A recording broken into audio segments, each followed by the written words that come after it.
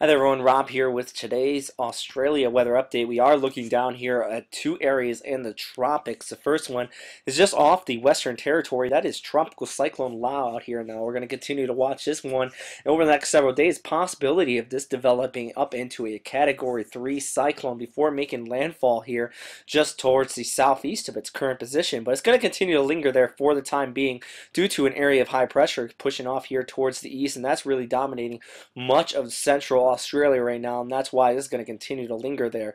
Also, we're looking at another area in the tropics now, in the tropical low here, just towards the west of Darwin, and it does look like it's going to be making landfall within the next 12 hours, right on the border of the Northern Territory and Western Australia out here. So let's actually zoom in on this area here first with the warning from the Bureau of Meteorology showing gale warnings all the way around the top end here, actually staying from the top end out here towards the west through Wyndham, where they're expecting to see that landfall here sometime this evening between basically 10 p.m. to midnight. It likely could be seeing a landfall here as a Category 1 cyclone, but at this time though the system is under some vertical wind shear, and it does not look like it's going to intensify any further than that as basically a weak Category 1 cyclone, although still does bring the potential for some very heavy flooding out here. And actually, if we look at the rainfall just over the past 7 days across this entire region here, you can see that the monsoonal trough really has pummeled the entire area here across northern Australia, including Queensland here,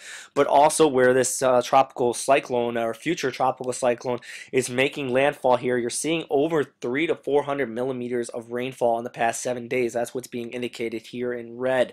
A little bit farther down towards the southwest, you still have that monsoonal trough lingering out that way. But let's look at the rainfall estimates by the GFS model in the next 24 hours, compare it up to this, and you can see that these areas in red, that's indicating over 100 millimeters of rainfall across that entire region. That's going to be the right front quadrant of the system as it moves onshore. Therefore, expect those rain bands to just continue to funnel out of the Timor Sea here, pushing onshore, and you're going to be seeing some very heavy rainfall out there. So even if the storm does not develop up into a significant tropical cyclone and bringing those high winds and those storm surges, still you expect that chance of very heavy flooding out here, especially in those low-lying areas. And we do remember the cyclone earlier this year brought some heavy flooding across the top end, so really it looks kind of like a similar situation with this one. And to even further show you the amount of rainfall coming onshore, just check out this radar out of Wyndham. You are seeing some very heavy rainfall totals coming out across this entire region right now, some very strong returns on radar.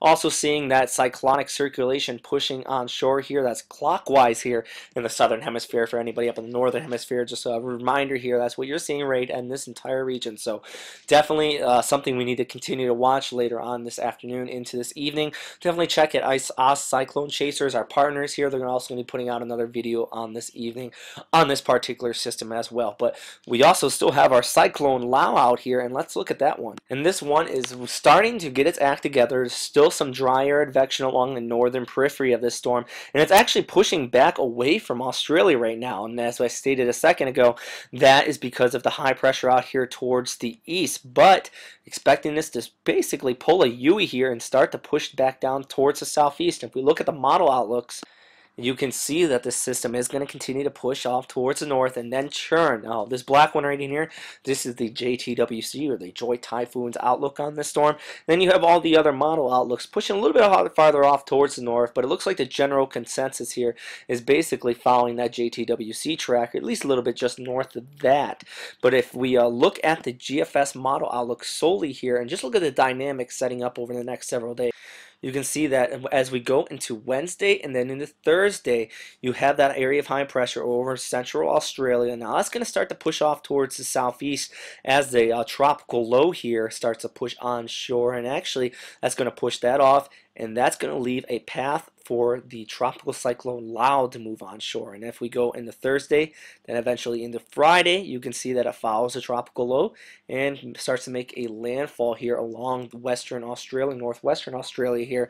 So with that said, you're going to be seeing some very heavy winds out there, excuse me, very high winds out there, and very heavy rains, and definitely still the potential for some flooding. So all of northern Australia not in the clear here, at least for the rest of the week into the weekend. You're all going to be experiencing some very very intense rainfall, and some very severe storms could be potentially coming out of this one as well, as this low continues to deepen, that tropical cyclone that is. And lastly, let's look at the Bureau of Meteorology's forecast for Tropical Cyclone Lua. They do have it pulling that U-turn, and then eventually pushing off towards the east here. I do think it's going to eventually recurve down towards the southeast, making landfall around Port Hedland. Now, that's the JTWC's outlook, and also with the general model consensus is kind of pointing that down in this region right in here. So something to continue to keep an eye on, though. It's still several days out, so plenty of time for this to change. It all depends on how the dynamics work out ahead of this, that area of high pressure and that troughing that's going to be expected. So it all depends on what exactly works out and where that exact landfall is. But any of these areas here in the orange, you can expect those gale warnings out here, and actually that's what this means. Those gale warnings are already out, so those gale force winds that accompany it.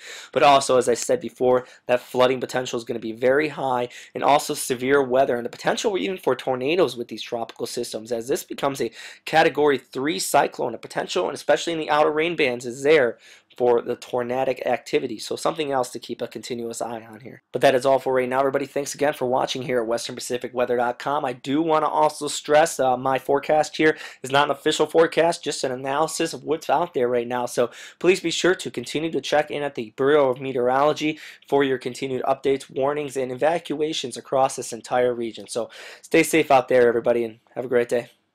Bye.